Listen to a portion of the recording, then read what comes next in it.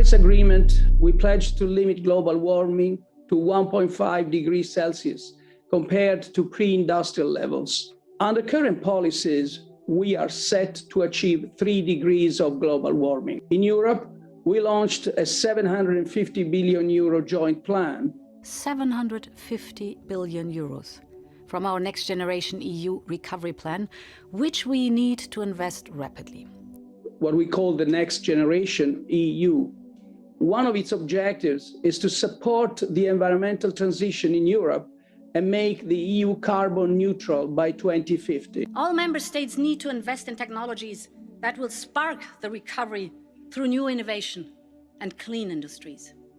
£11.6 billion of our overseas aid to support green technology and decarbonisation. The United States sets out on the road to cut greenhouse gases in half by the end of this decade. Help us to get to net zero carbon emissions by 2050. Hello, we are Enactus World Cup, a team of students from 8 different courses, and we would like to present to you our very own creative bid to make way for sustainable living.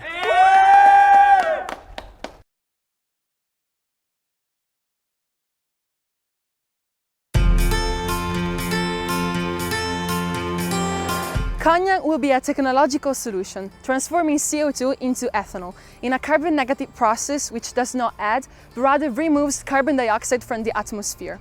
But why ethanol?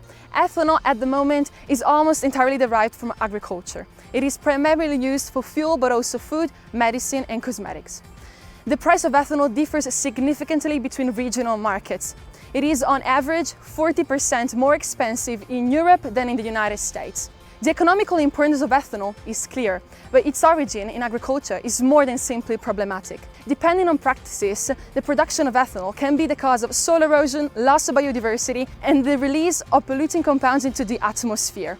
Not to mention it requires arable land and water, which takes away from food production, raising the price of food. Now, this is anything but sustainable, and this is when Kany comes in. By obtaining ethanol from carbon dioxide, we incur none of those environmental harms. We produce ethanol destined for regional market, and we cut down the demand for bioethanol as well as oil. We estimate that when it reaches production phase, our project will be removing 3.8 kilograms of carbon dioxide from the atmosphere for every kilogram of ethanol produced. This is the same amount of CO2 absorbed in one day by 65 trees.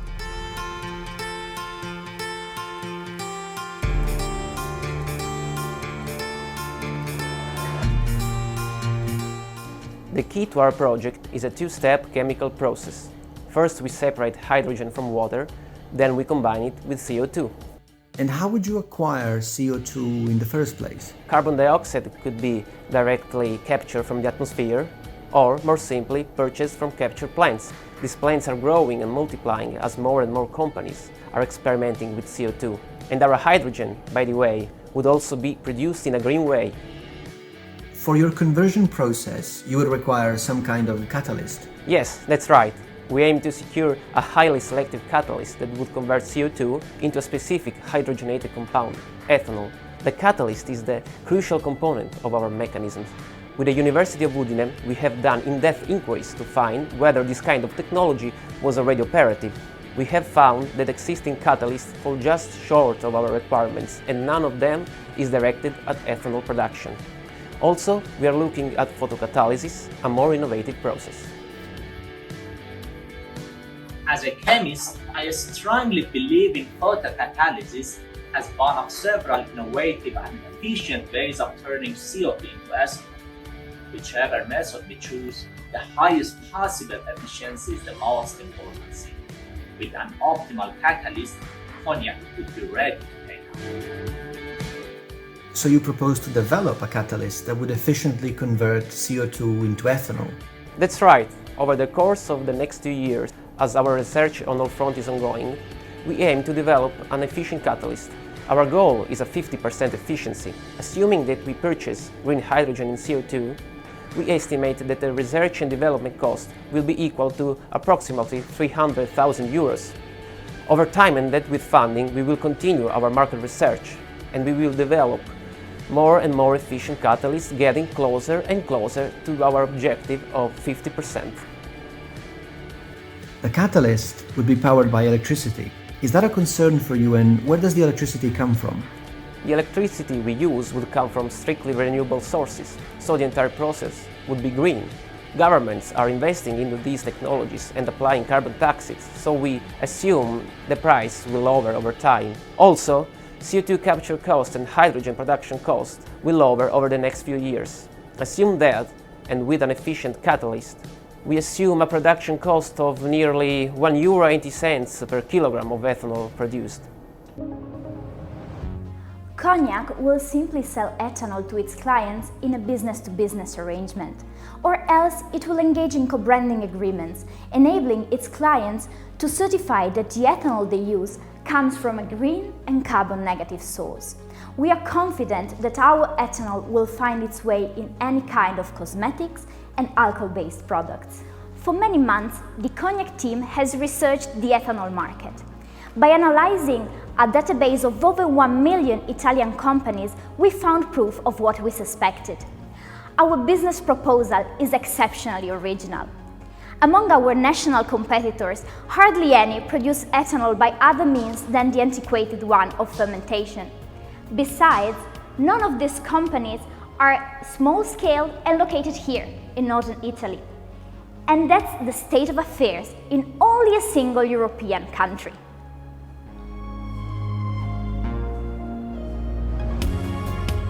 By scaling up, we truly have the potential of substituting less sustainable production methods in entire sectors of the economy.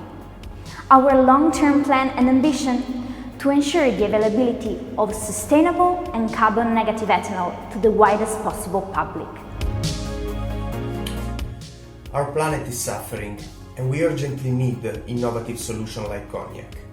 As a scientist, I do believe that new and truly sustainable technologies are here to stay, and they will shape a better future.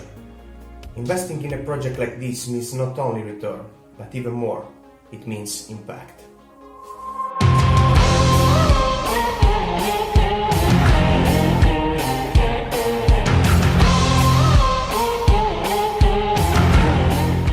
When we studied the interest of consumers for sustainable ethanol, we first took on the many research papers that have recently shown how retailers are seeing an across-the-board increase in the interest for sustainable goods, and how they are expecting to sell more in the immediate future. Especially encouraging for our own research was the unanimity of such retailers regarding the point of sourcing. In fact, they believe that sustainable sourcing is becoming more and more important for their customers. We also noticed how the younger generations are found to be exceptionally interested in the sustainability of the products they buy. This we also confirmed through our own survey on the key demographic here in Friuli. Through a choice experiment on over 600 students, we have found empirical evidence of the willingness to sustain a premium pricing on sustainable cosmetics. This insight could be deepened in the future, leading to precise estimates and involving the wider public. By crunching the numbers, the Cognac team analyzed comparable small-scale Italian companies in order to project its free cash flow from operations in the medium term. With appropriate investment in the experimental and industrial phases, Cognac's core production process looks likely to generate increasingly positive cash flows over time. That's right. The global market is begging for disruptive innovation like Co-to-Net. I, for one, cannot wait to try my CO2 perfume. Cognac fits perfectly within the Italian government definition of an innovative startup, and could therefore benefit from a whole host of legal and financial advantages. These include tax reductions for investors, subsidized financing under the Smart and Start program, simplified work regulations, and much else besides. Cognac promotes UN Global Goals 9, 12 and 13, advancing innovation and responsible industry while setting an example for combating climate change. And that is how Enactus Italy shapes up for the green economy. Now we ask you to join us.